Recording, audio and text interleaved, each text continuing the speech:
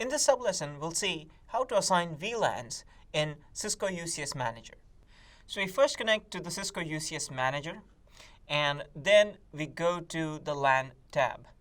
Under the LAN tab, we have options such as LAN uplinks, VLANs, server links. So we select the VLANs option, and under the VLANs, we can see already there are two VLANs. One is our default native VLAN, VLAN 1 configured, and VLAN 13. So if you want to add a VLAN, click on the plus icon and specify the VLAN name. So let's say the VLAN name is test, and it will ask for setting the multicast policy name. So the multicast policy name, it shouldn't really matter. It can be set to unset, not set, or default. You can leave it as is.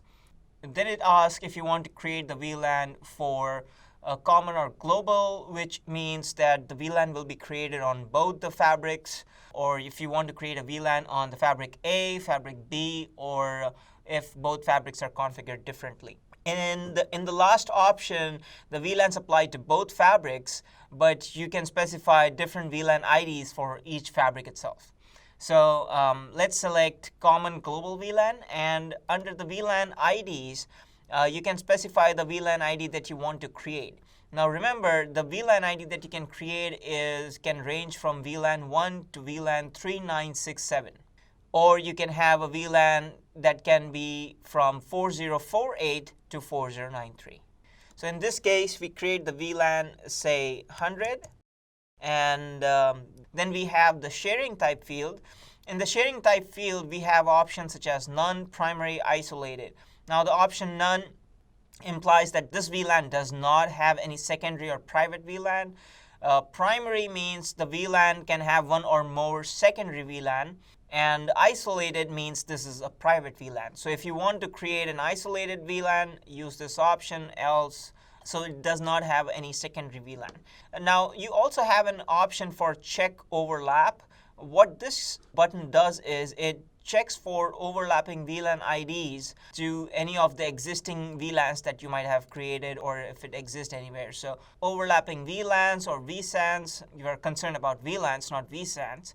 So there are no overlapping VLANs, so we should be good to create the VLAN. So we say OK, and VLAN 100 is created.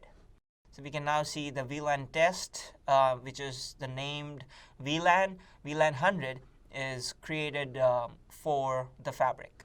Once the VLAN is created, the UCS Manager adds the VLAN to the LAN cloud here. So if you go into the LAN cloud, under the VLAN section, you can see the VLAN 100. And this VLAN is created in conjunction with, and you can see all the other VLANs that are created on the fabric itself.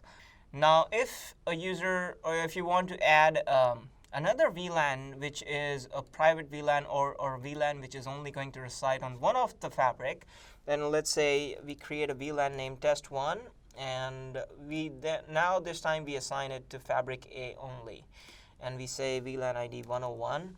And let's say we create a VLAN ID, let's say 99, and we mark it as primary or none. Let's say we mark it as primary overlap. There's no overlapping vSANs or VLANs.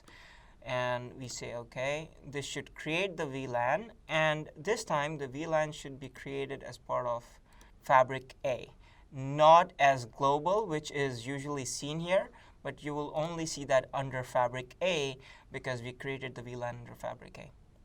So this is how we can create VLANs on the UCS fabric using Cisco UCS Manager.